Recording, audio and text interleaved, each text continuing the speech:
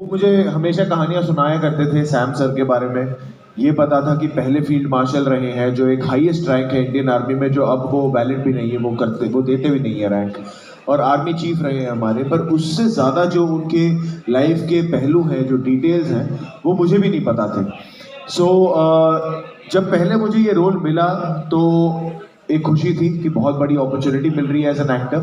पर उसके बाद में जो उस रिस्पॉन्सिबिलिटी का एहसास हुआ कि ये इन्होंने जो लेगेसी पीछे छोड़ी है, one of the most decorated army officers of our country, 40 साल उन्होंने यूनिफॉर्म पहनी है, 5 जंग लड़े हैं उन्होंने। तो जैसे जैसे मुझे वो एहसास हुआ, तो उतना डर भी लगना शुरू हुआ। तो देयर वर मेनी थिंग्स कि वो चलते कैसे थे, वो बात कैसे करते थे, उनका ऑरा क्या था, उनमें एक कमाल का करिश्मा था, विट था, ह्यूमर था। तो वो सारी चीज़ों को पहचानना, जानना, अपने अंदर बसाना, बहुत मेहनत गई। उनकी परिवार वालों से मुलाकात हुई, उनके साथ वक्त बिताया, और बहुत रिसर्च ओरिएंटेड प्रेप किया। जी, काफ़ी इसमें मेहनत करनी पड़ी और आपने आर्मी के साथ भी ट्रेनिंग भी की। कहाँ पे ट्रेनिंग हुई? कैसी ट्रेनिंग थी? मैंने एक्चुअली उरी के वक्त मुझे बम्बई में 7th सिख रेजिमेंट पोस्टेड थी वहाँ पे। तो तब 3 महीने हमारी बूट कैंप ट्रेनिंग उनके साथ नहीं थी।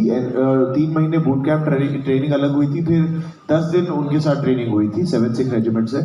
और इस बार इससे पहले मैं 4 दिनों के लिए मुझे पूना में एक मराठा रेजिमेंट पोस्टेड थी तब, तो अब मुझे पता नहीं है।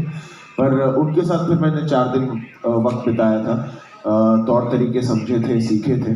और पर ज़्यादा it was always research oriented. इसमें ज़्यादा फिजिकल प्रेप नहीं था जितना उरी में फिजिकल प्रेप था, because it was more operation oriented.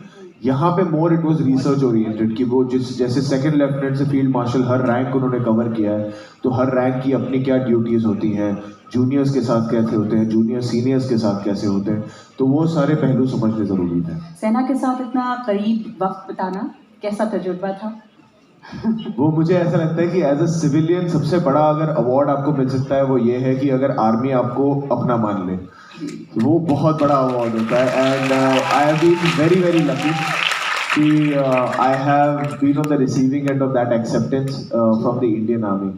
मुझे चाहे वो उरी हो, चाहे अब सैम बहादुर हो, मुझे हमारे देश के रियल हीरोज के साथ इतना इंटरैक्ट करने को मिला है, और उस बात की मुझे दिल से इतनी खुशी है, क्योंकि मैं हमेशा जब भी उनके साथ बैठता हूँ, मिलता हूँ, बात करता हूँ, I am left so inspired and so motivated by their stories. उनका कोड ऑफ कंडक्ट जैसा है, उनके एटिकेट्स जो हैं, मैनर्स जो हैं, लाइफस्टाइल जो है, हर चीज़ मुझे it just fascinates me.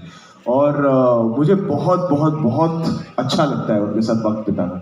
This is why मैंने कहीं सुना that you known as the blue-eyed boy of the Indian Army. I hope so, I hope so.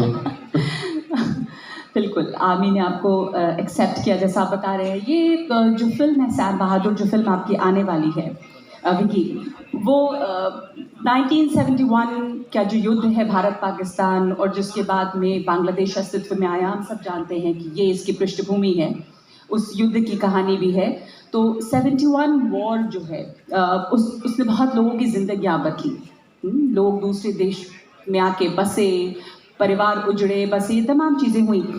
इस फिल्म को करने के दौरान किस तरह के तजुर्बे हुए आपको? क्योंकि बहुत डेप्थ में आपने रिसर्च भी की होगी, और वो पूरी चीज़ें एक तरह से, was it like reliving the whole thing? See because the film is Sam Bahadur, इसमें जितने जंग के वो हिस्से रहे हैं, वो सबको उनके नज़रिए से देखा गया कि उनकी इन्वॉल्वमेंट कैसी थी, उनका उस पर प्रभाव क्या था। सो उस फिल्टर के साथ, उस लेंस के साथ मुझे उसे समझने का मौका मिला। जैसे when it comes to, for example, जो आपने 1971 की वॉर की बात की, तो उसमें he was the army chief. तो एज अ स्ट्रैटेजिस्ट जो उन्होंने, जैसे अब तो ये कॉमन नॉलेज है कि जैसे अप्रैल